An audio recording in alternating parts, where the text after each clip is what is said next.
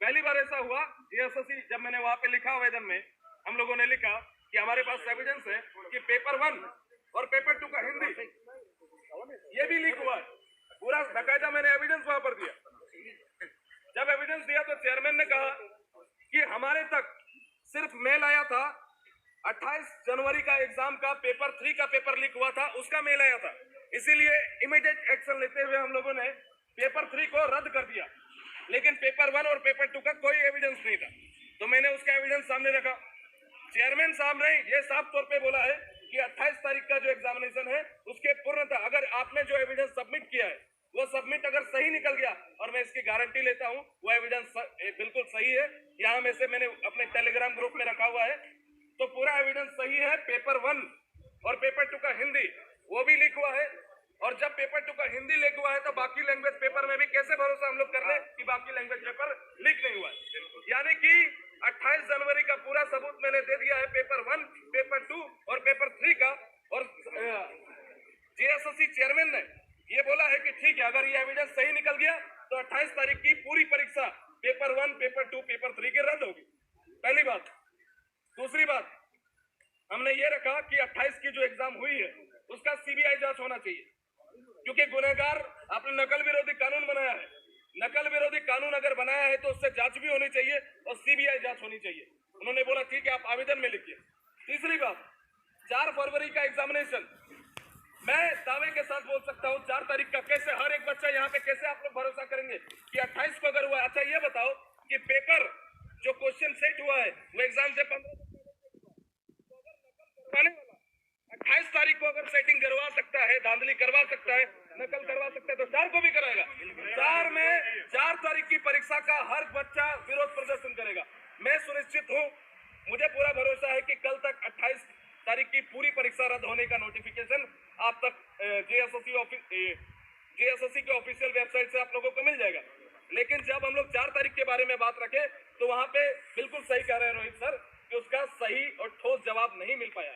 उन्होंने बोला कि ठीक है हम लोग कोशिश करेंगे, लेकिन बातों ही बातों में उन्होंने एक बात कहा कि हम लोग एजेंसी बदलेंगे। तो हम लोगों को ये लगा कि ठीक है, अगर एजेंसी बदलने की काम कर रहे हैं तो हो सकता है कि 4 का एग्जाम जो है कैंसिल हो जाए, लेकिन अभी तक कोई इसको 100% आप लोग नहीं मानिएगा जब तक नोटिफिकेशन नहीं आएगा। इतना तो भरोसा है कि 28 का पूरा रद्द होगा, लेकिन 4 का क्या होगा, कैसे होगा, ये नहीं जानता कोई, क्योंकि इसके बारे में कोई ठोस जवाब नहीं मिला। रही बात कल की प्रोटेस्ट तक की, तो आपकी अधिकारों के लिए आप आवाज उठाने के लिए जरूर प्रोटेस्ट कीजिए, और उसका प्रोटेस्ट का 100% हम सम्मान करते हैं। हम कल रह पाए कि नहीं रह पाए वो अलग विषय है, क्योंकि मेरा घर यहाँ से 150 किलोमीटर दूर है, क्लास भी है। आज मैं आया और 2 दिन में छुट्टी ले पाऊंगा कि नहीं ले पाऊंगा, मैं कोशिश करता हूँ।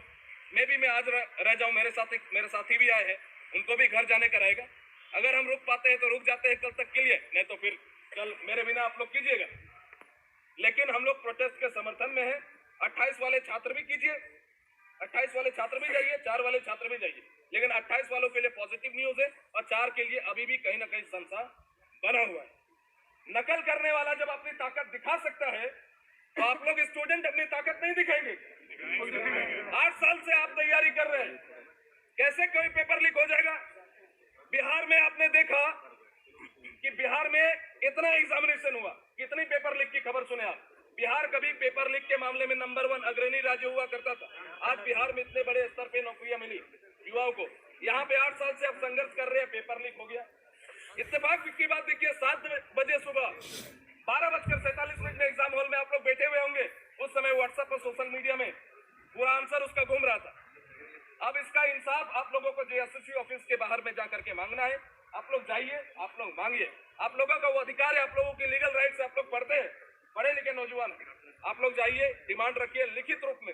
जैसे उस तरीके उस दिन जीएसएससी ऑफिस के गेट के बाहर आकर के मैडम आप लोगों को जवाब दी थी, उसी प्रकार से जीएसएससी ऑफिस का कोई अधिकारी पूरे नेशनल मीडिया के सामने ये जवाब दे कि हम लोग पूरा जीएसएससी सीजीएल की परीक्षा को रद्द करके किसी नई एजेंसी के साथ एग्जाम ले, तब तक आप लोग वहां से पीछे ना हटें। ये मेरा यहाँ तक बातें थी, आगे की बातें काजल सर और रोहित सर बोले। ये पूरे भारत में ऐसा नहीं हुआ, इतना हिम्मत कहाँ से आ गया? सबसे पहले जिस दिन ये जीएसएससी को पता लग गया था कि पेपर लीक हुआ है, उसी समय पूरा का पूरा 28 तारीख का जितना भी एग्जाम हुआ था सबको रद्द कर देना चाहिए था। एक पेपर रद्द करने का क्या मतलब बनता है बताइए? और तुरंत ये नोटिस जारी करना चाहिए था कि जांच के लिए भाई हाँ FIR तो हो चुका है और FIR करके जांच के लिए कमेटी बिठा देना चाहिए, पूरा जांच करना चाहिए। बड़े पैमाने पे लोग इसमें शामिल है, बड़े पैमाने पे लोग शामिल है। और 4 तारीख वाला एग्जाम तो यथाशीघ्र 4 तारीख वाला एग्जाम अभी तक रद्द नहीं किया गया। बताइए, अब बोलते हैं कि प्रक्रिया चल रही है, कैसी प्रक्रिया चल रही है? लोग मर जाएगा तब तक प्रक्रिया चलते रहेगा यहाँ पे।